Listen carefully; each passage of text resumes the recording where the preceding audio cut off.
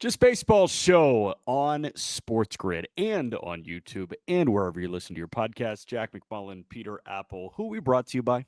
BetMGM, the sportsbook born in Vegas. Remember, folks, download BetMGM, whether that be on iOS or Android, and use promo code JUSTBASEBALL. Why? First bet offer up to $1,500 back in bonus bets if your first wager loses. For anyone betting MLB, NFL, college football, take the sportsbook offer when presented. It's not often you get these. Again, a reminder, code JUSTBASEBALL on BetMGM for that first bet offer up to $1,500. Just remember, gambling problem, call or text 1-800-GAMBLER. Must be 21 years or older. Terms and conditions apply. Loaded show. Loaded show. Got a lot to get to. We're going to start with the two teams that already clinched postseason spots. Those are the Milwaukee Brewers and the Philadelphia Phillies. Also, the injury bug is starting to bite teams where it may have postseason implications. That is literally the worst thing ever in baseball, but we are going to talk about it and dissect it. Peter likes a certain team in terms of a World Series future. That comes about the midway point of the show here. And then we've got some notable debuts, Bryce Eldridge in San Francisco and Trey Yesavage in Toronto, that we will bring Aram on the very back end of the show to discuss. But I do want to start with the two teams that have clinched postseason berths. And what I want to do there is really highlight what they have done this season. We're also going to talk about the teams that have officially been eliminated and one thing to look forward to in 2026 after the fact. I want to start with the best team in baseball who clinched a postseason berth in the Milwaukee Brewers. Milwaukee is in. As we talk right now on Monday of this week, they are 91-59. In terms of the wild card standings, it doesn't even matter. They're fine. They're going to get a first round bye. But in terms of the division, they're 5.5 up on the Chicago Cubs. It seems like a foregone conclusion that the Milwaukee Brewers are winning the National League Central, and they are the team of destiny. Before we get into the nitty-gritty on-field stuff and how they have gotten to this point, I do want to highlight Pat Murphy reading the note that Bob Uecker left in the clubhouse with champagne in his hand, because before I even listened to the note that Uecker left for them, I got goosebumps. Just knowing that he said, okay, you know what? Before I pass, I'm going to sit down and pen a letter to the team that is supposed to be opened the next time that they clinch a postseason berth. He left that for Mark Atanasio, the owner of the Milwaukee Brewers, and it was hilarious. It was thoughtful. It was Bob Uecker. And Pat Murphy reading it to that clubhouse was just poetic. This team has something incredibly special going on, and I really feel like it's no coincidence that they're doing this for Uecker in a sense this year. Well, let's talk about the special magic that's on the field. The Brewers on Saturday, their 11th walk-off win, 11 in a season. And that win in particular was so strong, and it made me think, all right, I'm running out of excuses to say why the Brewers won't win the World Series. I'm going to talk about an American League betting future later, but the Brewers have just been so incredible all season long, and I thought Saturday was a perfect example. You find out that you clinch. How often do we see teams, once they clinch a playoff berth, come out flat? We talked about it in the roundup. Happens all the time. It's very natural, right? A team celebrates, they come out, the games don't really matter as much, and they lay down and they lose that game. And for most of it, it looked like that. The Cardinals get out to a 6-1 lead. What happens to most teams at a 6-1 lead after clinching? You're done. But the Brewers fight, tied it, then tied it again in the ninth once the Cardinals got another run, a 3-run comeback in the bottom of the ninth. Then the Cardinals score again in extra innings. So many opportunities to lay down, and the Brewers didn't. And they won 9-8, winning that series against a division rival. They pitch. They have this incredible trio of Freddie Peralta, who's been one of the best pitchers in baseball, period. Brandon Woodruff, since he came back from injury, has been pitching like an ace. And Quinn Priester, ever since he went to Milwaukee, is one of the great ground ball artists. They're going to get back Trevor McGill in the bullpen, one of the best closers in baseball, an all-star. But even with injuries, they've been totally fine. Jackson Chourio hasn't been healthy for a lot of the first half. What has he done in the second half? a 174 WRC plus, meaning he's 74% better than a league average hitter. Find me the hole. Arm and I were talking again on Monday's episode. The hole is Joey Ortiz's bat because Caleb Durbin has developed at third base. Joey Ortiz already plays good defense, but that's the one hole. Your 9-hitter's bat isn't great. They're so good top to bottom, and they have a special magic about them. It's an incredible team. And I think my favorite part about this is when Quinn Priester comes on the show, he doesn't regress in the slightest. I feel like we haven't done that to players. Like, they don't regress after coming on the Just Baseball show, but it almost seems like Quinn has leveled up to a certain extent. So I'm pretty fired up about that for Quinn Priester.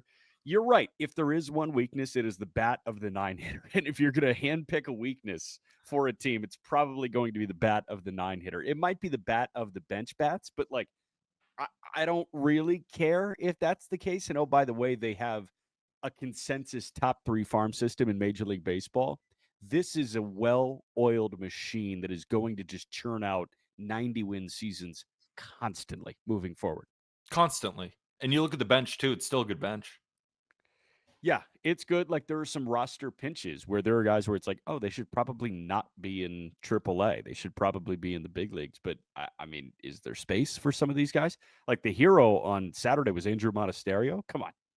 Put up one of the best at-bats of the season. Just battling in the 9th against one of the Cardinals' bullpen arms on the 9th pitch of the AB, doubles in the winning run. That's your bench bat. Putting up 9-pitch ABs in the bottom of the 10th inning. That's what the Brewers do. Special type of magic. I want to spend some time on the Philadelphia Phillies, who also clinched a postseason berth on Sunday. Philadelphia is 89-61 as we speak right now. They're winners of 8 of 10. Meanwhile, the Mets, in second place in the National League East, are losers of 8 of 10.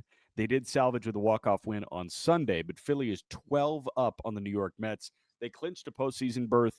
The NL East division title is coming in a matter of days. What an unbelievable stretch it has been on both sides. I would say the Mets slide and the Philly boom happening at the same time to put this division out of reach. Because when New York swept Philadelphia in New York, what were we saying? We were saying, oh, this division's real. Since then, it's been anything but real. Congratulations to the Philadelphia Phillies. They are built for October success. You could say, well, there's no Wheeler in there anymore. I understand. Do you see what Buehler did? And I understand that Aaron Nola got shelled his last time out. Did you see what Buehler did? There's a chance that it's Sanchez, Suarez, Luzardo, Buehler in the postseason. If they want to condense to 3, Buehler as a weapon out of the bullpen, Duran closing out games in the bank. The first Red October for Yohan Duran is going to give me chills. It's going to be one of the greatest walkouts of a closer in a long time. He has one of the greatest walkout songs going right now in Major League Baseball with those Phillies fans screaming at the top of their lungs. I need to be at Citizens Bank for when he enters during a closing situation, and he's probably going to get a lot of them. Dave Dombrowski, I want to give him a lot of credit. What a deadline. I mean, it wasn't super, super flashy, right? You bring in Duran and you bring in Bader. In the second half, Harrison Bader has been the best hitter on the Phillies. And that is not being mean, right, to the other Phillies bats who maybe haven't done well. Bryson Stott's hitting over 300. Brandon Marsh is hitting over 300. Kyle Schwarber has 21 home runs in the second half. Bryce Harper is still Bryce Harper. They have plenty of great bats. But Harrison Bader is hitting 350 in the second half with a WRC plus above 160, meaning 60% better than a league average hitter. So the offense is operating on all cylinders right now. You have those horses at the front. And I still have some questions about the middle innings of the bullpen. But what I do know is Sanchez and Suarez are, and you really can count them on maybe 1 or 2 hands, the pitchers in the postseason that could go 6+, 7+ innings. They got 2 of them. So that's what makes me bullish. So yes, I'm not in love with their 6-inning arm. He might not come in that many times because Sanchez and Suarez are going to get them 7. So it's a dangerous team once again in Philly. Dude, I look forward to seeing what Philadelphia can do during the postseason. I also look forward to seeing what Milwaukee can do during the postseason. And there is a world, I know the Dodgers exist, There is a world where Philly and Milwaukee are 2-3 in terms of postseason odds as to who is lifting up the Commissioner's Trophy at season's end. We're going to talk about the eliminated teams in a moment, right here on the Just Baseball Show. Just Baseball Show, Jack McMullen, Peter Apple. We just talked about the two teams that have officially clinched postseason berths in the Milwaukee Brewers and the Philadelphia Phillies. Now we want to talk about the eliminated teams. You have the list in front of you. I'm going to play the world's smallest violin while you read us a dramatic reading of the teams that are officially eliminated from postseason play at this point. The Chicago White Sox will not be making the playoffs, unfortunately, this season. The Colorado Rockies are definitely not making the postseason this year after one of the worst performances by any professional sports team. Yep, we're not just looking at baseball, by any professional sports team ever. The Washington Nationals, the rebuild continues, not making the playoffs. And the Minnesota Twins, who I said at the beginning of the season have a good shot of winning this division and the betting favorite to win the American League Central, aren't. Minnesota Twins, you are eliminated, but there are some bright spots to look forward to next year. It's not all bad with these four teams. You want me to break into them? Yeah, break in. The Chicago White Sox, we'll start with them. Since the All-Star break, the 10th highest WRC plus as an offense. Kyle Teal, Chase Mydroth, Colson Montgomery, Miguel Vargas, Lenine Sosa, Edgar Caro. That's right. I just named 6 or 7 guys who are all above average hitters in the second half, and all of them are young. Colson Montgomery has displayed massive power. Kyle Teal has been the best of the bunch with a 147 WRC plus. You got Chase Mydroth, who's hitting close to 300, displaying great on-base skills with a 383 OBP. Lenine Sosa's supplanted tons of power, as has Miguel Vargas. And Edgar Caro is just as solid of a young catcher as they come. So at least White Sox fans can look towards the future and say, all right, we got a nucleus of an offense. And that doesn't even include some of the prospects that they haven't called up yet, right? Mydroth, Teal, both in that Garrett Crochet deal. And you also have Colson Montgomery, or excuse me, Braden Montgomery. So many Montgomerys, all of them rake, coming up for the White Sox. So going into next year, we got to figure out the pitching staff. They have a couple of arms like Shane Smith, who, are fun to watch, but we'll see what that looks like. The bullpen is obviously a work in progress, but they have a good core of bats.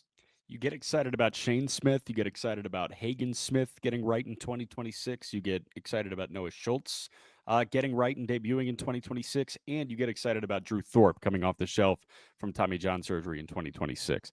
Kyle Teal is the second poster boy to me of this because he had an 881 OPS after the All-Star break. And in just over 40 games, he's hitting just under 310 with 7 homers. He's raking now. And now I'm going to do a dramatic reading. The home run leaders since the All-Star break. Kyle Schwarber is number 1. The Philadelphia Phillies slugger has 22 home runs since the All-Star break. He's pretty good. Junior Caminero is number 2 with the Tampa Bay Rays. He is trending towards 50 homers all of a sudden. He has 21 home runs since the All-Star break. He's no Will Wagner, but he's solid. Tied for 3rd, Shea Langoliers of the Athletics and Colson Montgomery of the Chicago White Sox with 18 home runs. For reference, tied for 5th, Joe Adell of the Angels, Shohei Ohtani of the Dodgers, and Juan Soto of the Mets. And tied for 8th, Willie Adames in San Francisco, Bryce Harper in Philly, Cal Raleigh in Seattle, Julio Rodriguez in Seattle, and Giancarlo Stanton in New York. That's elite company for Colson Montgomery to be smack dab in the middle of right now. Should we talk about the Rockies? Let's talk about the Rocks. So I deserve a pay raise for trying to find something good about the Colorado Rockies, but it's easy. No, it's really easy. There's a lot of good things to find. I was almost joking, but no, I agree with you. It is kind of easy. You found your catcher of the future in Hunter Goodman.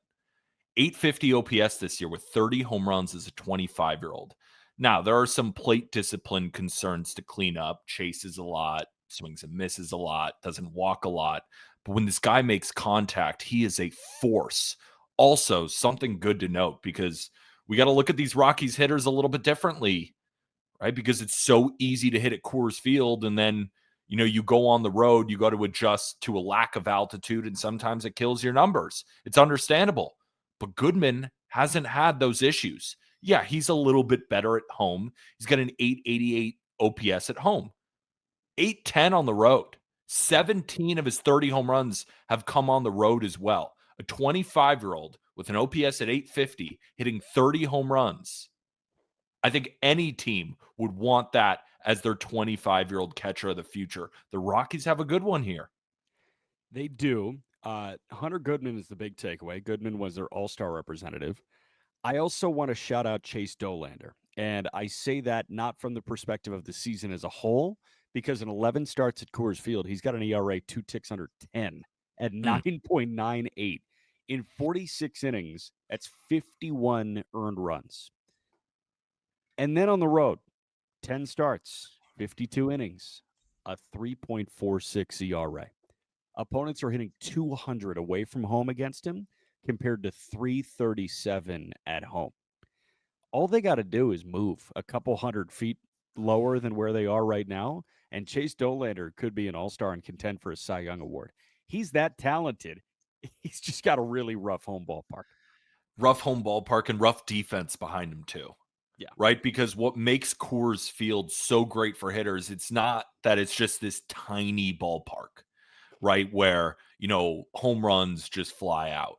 No, it's the outfield is so big. So many balls fall that in other stadiums, the outfielders could run down because there isn't as much real estate in that outfield. So you got a not so great defense outside of Bretton Doyle. But Bretton Doyle hasn't even had that great of a defensive year. In the second half, he's been better, but in the front half, he was injured and not playing as well as he could. And then, of course, you got other guys in that outfield who aren't exactly helping Dolander. So you combine it with the park and the bad defense and a team that's not motivated and the altitude. Like, I could totally understand why Dolander would not have a good season at home. Yeah, we got two more eliminated teams. We got a minute left on this block. So give me one, and then we'll save one for the second part of this. The Nationals, they got another iron in the fire in Dalen Lyle. Because we know James Wood is awesome. We expect guys like Dylan Cruz and, plenty of their young guys to step up. But I don't think they expected Dalen Lyle to be a part of the core. In the second half, he is slashing 331, 383, 540 as a 22-year-old. Gives him a 154 WRC plus. That's 54% better than a league average hitter. Dalen Lyle, good young player. Really good young player. I have loved watching Dalen Lyle over the last couple of weeks. The Marlins have seen the Washington Nationals a lot. Lyle can really swing it. There are steps to be made defensively, but he's a very good athlete. He's a very good base runner. Who's to say he can't get better in the outfield? And you have Lyle, Cruz, and James Wood in the outfield. You're starting to cook with some serious gas. Thankfully, the shoulder issue is not that big of an issue for Mackenzie Gore. You have your frontline starter going into next year. We are going to talk about the Twins. We're also going to talk about Peter's new World Series bet in a moment, but we'll be right back. Just Baseball Show, Jack McMullen, Peter Apple. We were just talking about a silver lining for 3 of the 4 teams that have been officially eliminated. We gave you the White Sox, we gave you the Rockies, we gave you the Washington Nationals. What is your silver lining for Minnesota Twins fans? Luke Keyshaw, great young player. In the second half, he's slashing 307, 376, 450 with 4 home runs and 8 stolen bases. But the reason I love him so much, besides everything I just talked about, only striking out 13.4% of the time. You just rarely see that with young guys thrust into a big league role. And he just turned 23 a month ago. He's had some defensive miscues, which happen with these really young players, but he is a solid defender. This is just a young player that the Twins can build around. And of course, now they're pretty much in a rebuild. They need him. Yeah. Luke Keyshaw is a really good shout. I like that one. There's enough here to also get moderately excited for next season. Unfortunately, some of it is on the farm. I do like the idea of another year where Walker Jenkins should be making his major league debut and Emmanuel Rodriguez should be in the fold pretty much full time, assuming health for Minnesota. So they've got young, exciting bats to complement Luke Keyshaw. Keyshaw just happened to be the first one to get to the big leagues. And oh, by the way, Byron Buxton wants to be there. So you got Buxton here as well. Buxton is experiencing the best year that he's had in a very long time, maybe in the entirety of his career. Byron Buxton in 114 games this season hitting 270 with 31 jacks. He's 22 for 22 in the stolen base department, and he's got an 888 OPS. The other thing that really excites me, you get Mick Abel. I know he's really, really struggled in his first 2 appearances with Minnesota, but Abel is into the fold. Eduardo Tait immediately became your top flight catching prospect. And of course, Joe Ryan is still here as well. He's thrown 160 innings at a 3.35 ERA. This one is the easiest good picture for me to paint personally. But let's pivot to your World Series future here. What you got on that front? Let me paint a different picture. So the American League is wide open, but I think the wrong team is favored in the betting market. And I think now in particular is the perfect time to jump in. So for all of my MLB futures, I rely on the BatX projections made by Derek Carty, which you can find on Fangraphs. And I quote, "The BatX has been recognized as the most accurate original season-long projection system in fantasy baseball studies for 5 consecutive years." So if you go to Fangraphs and looked at the projected standings, they have a World Series projection tab that breaks each team's chances into a percentage, which we then can convert to betting odds. The Yankees have the most value of any team, sitting at just 12.8%, which means the implied odds should be about plus 680. Now, it's not just that one. I double check, use other projection systems. And the BatX is actually one of the lowest. ATC, another really strong Fangraphs projection system, sits at 13.7%, closer to plus 630. The Yankees betting odds right now to win the World Series are plus 950. So based on that, you're getting about a 300-cent price difference. But those are just projections. Let's actually talk about the baseball side of it. Remember the defensive issues? A lot of concerns in New York. I'm not as concerned as I was. Volpe seems to have lost the shortstop role to Jose Caballero, who's a much better defensive player. He has a 130 WRC plus with the Yankees with 12 stolen bases in 31 games, leads all of Major League Baseball in steals with 46. With Stanton back, Dominguez in left doesn't play that much anymore. The outfield defense is Judge, Bellinger, and Grisham. Ryan McMahon now plays third. He's in the 87th percentile of outs above average. Now, Ben Rice isn't a great defensive catcher, but that's where they're at their weakest. An average framer and blocker by the numbers.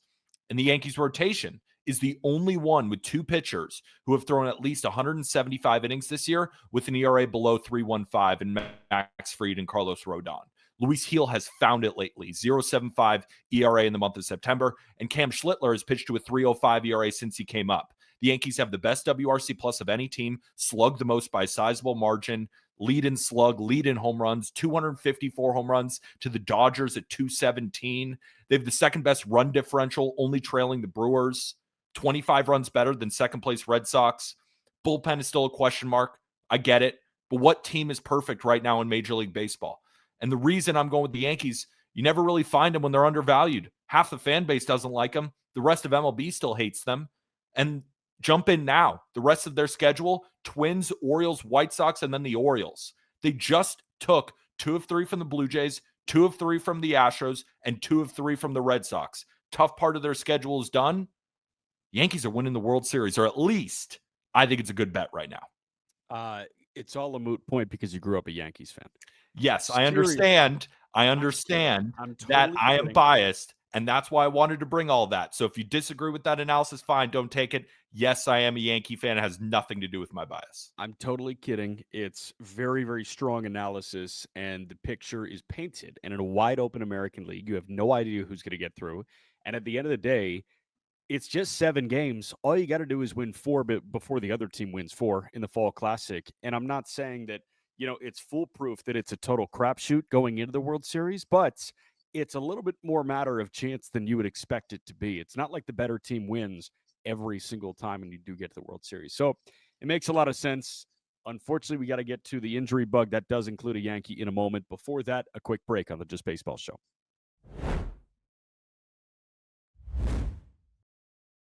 Just Baseball Show, as always, presented by the beautiful people at BetMGM, the sportsbook born in Vegas. Jack McMullen, Peter Apple. We were just talking about Peter's new Yankees World Series future. He laid out why he loves it, and it makes a lot of sense to me personally. Again, the American League does feel pretty crapshoot-ish, and who's to say that the winner of the American League can't take down the Phillies if their lineup or if their rotation is not constructed perfectly, or they can't take down the Milwaukee Brewers, the LA Dodgers?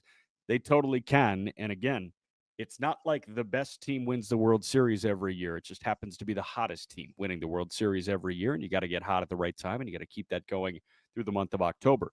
You mentioned Anthony Volpe has effectively relinquished the shortstop job.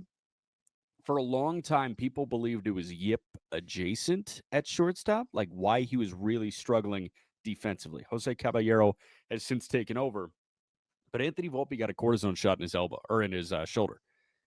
Volpe is having some injury issues in his shoulder, and that has certainly bled into his 2025 campaign. Again, the offensive numbers, they look totally fine. Defensively, he was struggling. We might have a reason as to why. What do you make of the Volpe injury as it stands right now? I have a lot of different thoughts. One, and the question that just continues to ring strong in my mind is, why was he playing through this? Why didn't we know sooner? Was he not telling? Was he saying, I have to fight through this? Did the Yankees know and just not deal with it? How did all of that happen? Because our eyes are telling us that this guy is simply not having a good year. And that's the nicest way to put it. He was a 3-win player last year. I wanted to give him the benefit of the doubt. He was a Gold Glover, right? We knew he wasn't this great offensive piece, but at least he would hedge that with excellent defense and excellent base running. But not this year. He's been one of the worst defenders at the shortstop position. And it just kept going and going and going. And the way the Yankees would back him was basically telling us that nothing is wrong. Don't believe what you're seeing. But clearly there was something wrong. Was it the yips? Was it an injury? It's tough to know. But at least now the Yankees have Jose Caballero, who is a better defender. He's a better base runner. So the two things that Volpe was great at when healthy, Caballero is better at. And then on the offensive side, there's no discussion. Since Caballero became a Yankee, he's been 30% better than a league average hitter. He's stealing bases almost every other game. It's Caballero's job, even if they were both perfectly healthy, but it's clear Volpe is not. That's why I think this is Cabby's job, even though Boone won't come out and explicitly admit it. I understand why you say that. Caballero is a guy that I have fallen in love with over the last couple of years. I fell in love with him in Tampa and in Seattle to a certain extent, but really it was after the Rayleigh Caballero flip and he was in Tampa. He kind of turned into the new Edmundo Sosa for me. For a while, I was saying every team wishes they had Edmundo Sosa, but only one team has him. And then I saw Caballero blossom, and I'm saying every team wishes they had Jose Caballero, but only Tampa has him. I thought that was a sneaky, awesome pickup at the deadline for Brian Cashman and the New York Yankees, because what he does is he provides this bedrock, or at the very, very least, you know you're getting speed and defense. And it was tough because the first game after the deadline, he made that crucial error in right field. But guess what? He ain't playing right field anymore. He's at shortstop for the New York Yankees, and he's done a heck of a job. This is like if Andrew Velasquez could hit.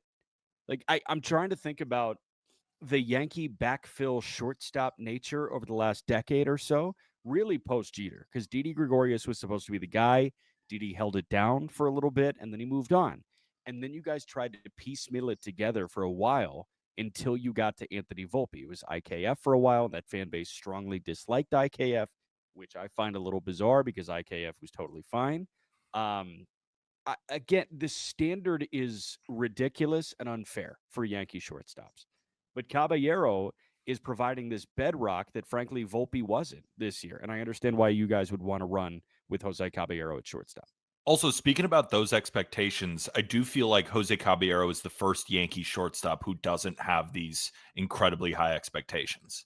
It's not Didi's fault, but when he came over, he was immediately the heir after He was Jeter. legitimately the heir to the Jeter throne. He was the first guy to play shortstop after Derek Jeter. So there's going to be expectations there, kind of no matter what, because all Yankee fans miss Jeter. They're going to continually compare the two, whether it's fair or not. It just is the reality of the situation. Then Didi doesn't really work out. And there's all these great shortstops that Brian Cashman could have signed, but instead he goes with combinations of IKF, and we're waiting on Anthony Volpe. And Anthony Volpe is then heralded as this next great Jeter-esque shortstop. And clearly that hasn't materialized yet. So you go down the line.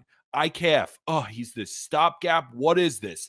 Didi, he ain't like Jeter, not even close, even though he's had some great moments. And I know now after the fact, Yankee fans look on Didi fondly, but at the time, it certainly wasn't fondly.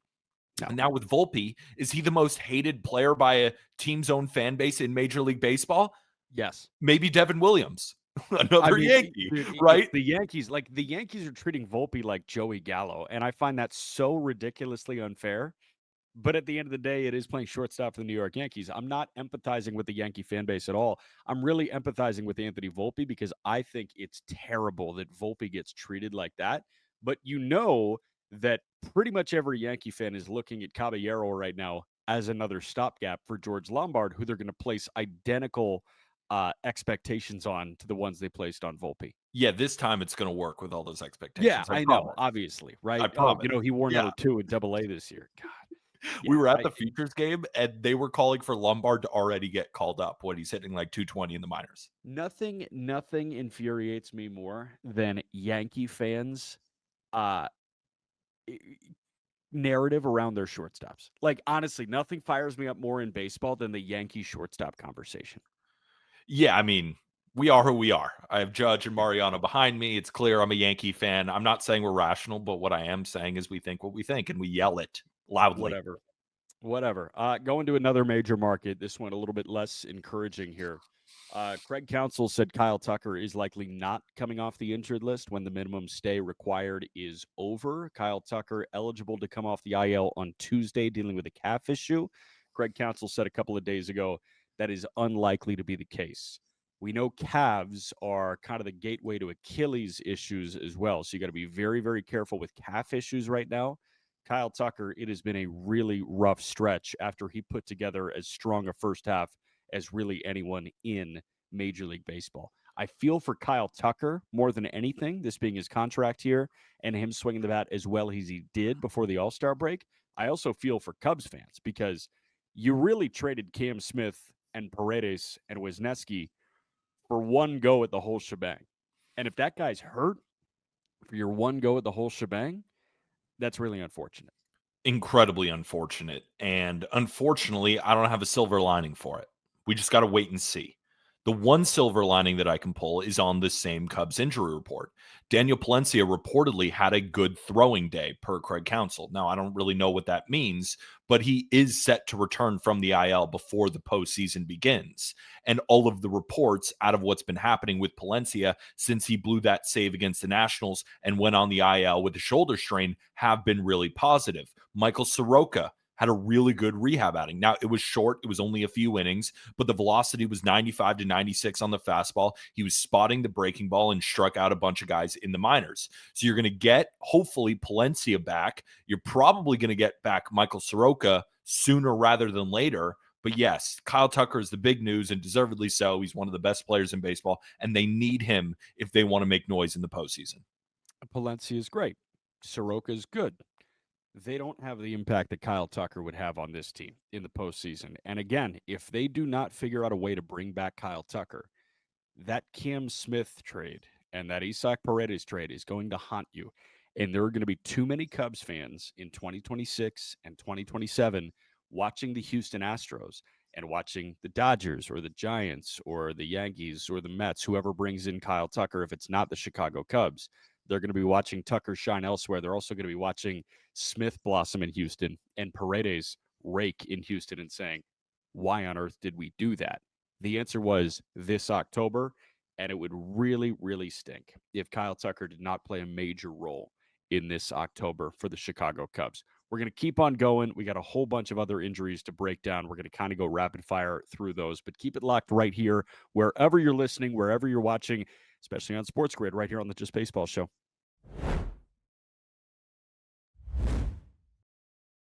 Continuing our injury conversation on the Just Baseball show. That is Peter Apple. I'm Jack McMullen.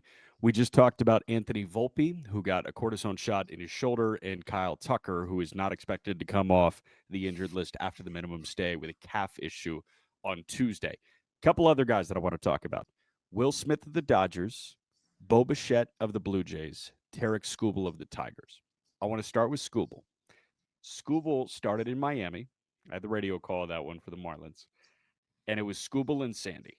And in no world could I have told you that on Friday night in Miami, 10 runs were going to be scored in a Skubal Sandy game. The way Sandy has been shoving, the way Skubal is just Tarik Skubal. Skubal got clipped a little bit. Augustine Ramirez hitting a 111-mile-an-hour homer against him in the first inning. Tarik Skubal, the line on him was 3 1/3 a 4-run baseball, but he did, after allowing a fly ball out, lift his left arm up and start digging in his rib cage. Like you could clearly tell something was up. So he called the trainers out. He called manager AJ Hinch out. They did a quick look at him. They massaged the left side, and Skubal immediately walked off the mound and walked down into the clubhouse. And the baseball world as a collective just held their breath for about 15 hours, 20 hours, because you had no idea if the possible back-to-back Cy Young Award winner in the American League was going to have his season cut short. And you wonder, okay, what does that mean for Detroit, obviously? What does that mean for Tarik Skubal, who is throwing as well as anybody in the American League since Pedro Martinez? He's aiming to become the first back-to-back Cy Young Award winner in the American League since Pedro Martinez in 99 and 2000. That's a long, long time ago. That's 2.5 decades. Thankfully, Skubal's imaging came back clean, and AJ Hinch said he is expected to make his next start. That comes at home against the Cleveland Guardians this week. Short throwing on Monday, and then we'll see what happens after that. But they avoided disaster with Tarik Skubal. What were your emotions when you saw Skubal was lifted from the game in the 4th inning on Friday? Heart drop. Yeah. Because all I can think about is Tigers fans, all of them gasping. Like I feel like you could hear the collective gasp from the city of Detroit, a few towns over in Michigan. Yes. But luckily, he's totally fine. And if you look at the betting odds, we talked about this yesterday for the Cy Young, BetMGM has not made really any changes. It is still Skubal's award to lose. They're giving him about a 95% chance of winning the Cy Young. So it's basically all wrapped up. The Tigers are in a good position to be able to handle this. They're 6.5 games up in the division. They can be extra careful. They can put kid gloves on him until the rest of the season. He's thrown already plenty of innings this year. Tarik Skubal is the most important player, I think, in the entire playoffs. I mean, look at the Tigers. They are led by this guy. Yeah. Their rotation is suspect. And if Skubal's firing on all cylinders, which I think he will come postseason, they're going to be totally fine because he is the best pitcher in the postseason. And it's good to hear all of the good news. Yes. Unfortunately, not as much good news as it pertains to Bichette in Toronto. Bichette had a knee on shin guard collision with Austin Wells at the plate when the Blue Jays were taking on the New York Yankees, and Bichette was placed on the IL with a knee sprain. It's a little nerve-wracking. He was placed on the IL, just a couple of days ago, but they're reevaluating after his minimum IL stint comes to a close. Bichette, you really hope he's back by the beginning of October. Knee sprains are really finicky, especially when you've dealt with leg issues over the last 365 days. That's what really kind of quelled Bichette's 2024 campaign. So similarly to the Kyle Tucker conversation about the Cubs, there's no silver lining I can say. There have been no positive reports out of Blue Jays camp about Bichette. It's just a wait and see game. But the one silver lining is that they're getting better on other sides. Addison Barger put up an incredible first half. And in the second half, he really struggled, especially in August. Arm talked about it yesterday, 583 OPS. But in September, he's getting better and better. So if you add that first half back into the lineup, that can hedge some of the Bichette concerns. Another hedge, Anthony Santander is playing rehab games. He's hitting for power. Remember, he was their big signing on the offensive side this offseason, and he's had a really tough year in his first year in Toronto. He hasn't played well. He's been injured, but can he provide an offensive spark in the postseason? So, yes, we're on a wait and see track with Bichette, but Barger is heating up. Joey Porfido, Ernie Clement, Nathan Lucas, all these guys are doing their part in the back end, and you're bringing back Anthony Santander, and Vladdy and Springer have just been awesome in the second half. This Blue Jays team can still hit, but Bichette is huge, no doubt about it. Bichette is massive. Bo Bichette is third in all of baseball with a 311 batting average. He is the hit leader in Major League Baseball with 181, and who's tracking towards 200 base hits. He also leads all of Major League Baseball with 44 doubles, so you are hoping that you get Bo Bichette back for the postseason. Last guy I want to talk about real quick is Will Smith, the catcher for the LA Dodgers. Smith, at the beginning of this month, suffered a bone bruise against the Pittsburgh Pirates on his hand. He sat for a while. He came back, and now he's on the IL for that hand issue. It really felt like the whole threading the needle thing just backfired on the Dodgers, which is really unfortunate. And you're hoping that 10 days of nothing and no receiving is okay, and he's back and ready to at least hit in the postseason, because this guy has been one of the best hitters in baseball this year. No silver lining, unfortunately. So let's find others. Dalton Rushing can slot in as the catcher, right? He's their top prospect. He can at least hedge some of those concerns. Ben Rortvedt had a good day on Saturday. Rortvedt as well. And Tyler Glasnow spoke glowingly about him in one of his best starts of the season, the way, their relationship has grown since he came over to LA. Tommy Edman is back, who's huge, won an NLCS MVP for them just last year. Max Muncy comes back, then gets hit in the head and on the wrist. But luckily, he's not going to miss much time. So you get Muncy back, you get Edman back. Dalton Rushing and Rortvedt can slot in for the time being. So Will Smith, again, we'll see. But the Dodgers are pretty damn good. I'm sure they'll be fine. I think they're going to be totally fine. But again, the injuries that we just went over, Will Smith of the Dodgers dealing with a hand issue, Bo Bichette of the Blue Jays dealing with a knee sprain, Tarik Skubal of the Tigers, he was digging into his ribcage. It sounds like he's fine after left side tightness. We also talked about Kyle Tucker and his calf issue, and then Anthony Volpe getting a cortisone shot in his shoulder. Peter, smell you later. You got 15 seconds. Parting words before we get to debuts with Aram? Go Yankees, plus 950. That's all I'm saying. It ain't biased. It's a numbers play. It's value. Go get it on BetMGM. Ooh. All right, two debuts we got to talk about. Bryce Eldridge with the San Francisco Giants and Trey Yesavage with the Toronto Blue Jays. We're doing a quick line change at the tail end. Stay with us. Just Baseball Show concludes next. Just Baseball Show is coming to a close. You're not Peter Apple. You're Aram Layton. We did a little line change for a couple of debuts for the final 6 minutes of this show. Two guys that could factor into postseason races over the course of the final 2 weeks of the regular season are up in the big leagues. Trey Yesavage of the Toronto Blue Jays and Bryce Eldridge of the San Francisco Giants. I want to start with Trey Yesavage. Yesavage comes up for a Blue Jays team that is leading the American League East and currently holds on to the top American League seed, so they are in line for a first-round bye. They would not have to play the wild card series. Yesavage was the 20th overall pick by Toronto last year out of East Carolina, and Yesavage has been as intriguing in arm as we have in minor league baseball this season. 7 starts in low A, 4 in high A, 8 appearances in double A, 6 appearances in triple A. 98 innings. He's punched out 160 guys. That's 15 strikeouts per 9. And oh, by the way, he's got a 3.12 ERA. Funny thing during his media availability, Yesavage was asked about how he found out. And he said the manager in Buffalo called him in and said, you've got 2 options. You can either shut down throwing this year, or you can go to Toronto and join the big league club. And he said, I feel like that was probably the better decision for my career, was to go to Toronto. What are Blue Jays fans and the Blue Jays getting from Yesavage?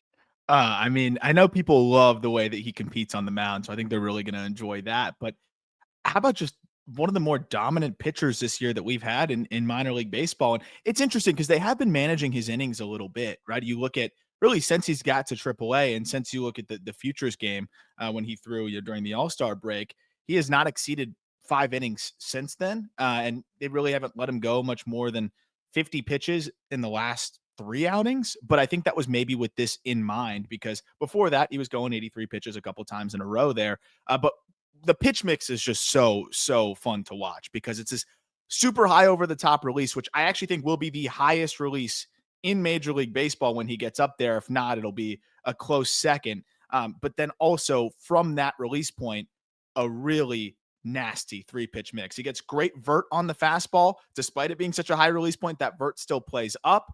And then working off of that, it's just a tunneling nightmare for hitters where you've got the splitter diving straight down below that, and it really plays up from his release point. And then a gyro slider, that means it's working much more up and down as well. So the vertical tunnel there is just like, it is a very difficult at bat for hitters. It makes him effective against both lefties and righties. Just a quick little like statistical dive. Opponents are hitting 220 against his fastball, 200 against his slider with a 570 OPS, and 059 against his splitter with a 260 OPS. And he throws it 22% of the time. That pitch has been one of the best pitches in minor league baseball, and it's because of that high release off of the high carry fastball. The splitter is just disgusting. To note, 2 of his 6 appearances in AAA came out of the bullpen. I had heard that is a possibility for Yesavage, where he is effectively a piggyback, and that could be the case in October. You see Yesavage throw innings 4 through 6, and then he's out of the game to get to leverage. I like that because if there's one question that we have about the Jays, it's that bullpen, and maybe he can allow you to bridge in some of the outings that your top guys, your starters don't throw that well, and then you can save the leverage arms a little bit longer for that higher leverage. And I think him in shorter spurts would be pretty fun to watch because maybe that fastball ticks closer to it average 94.5 on the year. Maybe it's closer to 96, 97 with the adrenaline as well. And then that splitter is going to just dominate off of it. So I love the pitch mix. I love that they're bringing him up, and I think he's a guy that absolutely can help them this year. The big question is just the command, but if you're using him in 2-3 inning spurts, I don't think that matters as much. We got about 2 minutes left. San Francisco is a game and a half out of the final wild card spot. All right, the Mets have dropped 8-10.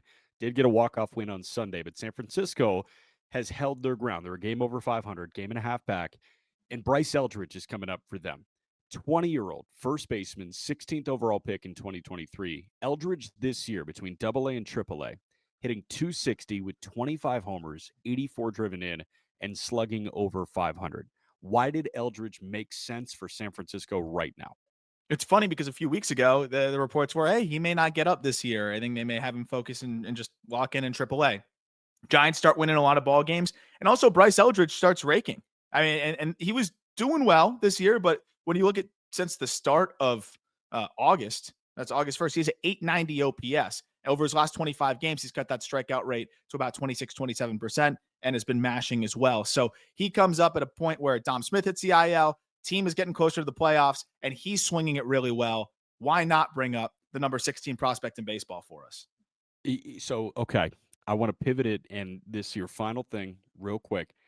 Bryce Eldridge, is he a net positive for the San Francisco Giants? Because we've talked a lot about the whole baby giraffe deal. Is this an opportunity for him to get his feet wet, or did the Giants get better? There's a lot of swing and miss, and I think there's a chance that he is overmatched. But I also think that there's a chance that he gets up there and provides power in the lineup and gets hot that you just would not be able to add in a position like this. So I think it's understandably a coin flip for a 20-year-old who's 6'7", but he has the capability of pushing your offense up to another level. And I think that's enough for the Giants to roll the dice. 100%. Again, San Francisco, a game and a half out. This has been the Just Baseball Show. It was Peter for the majority, but Aram, humongous closing act from you. He got the save on this show. We will talk to you on Sports Grid next week.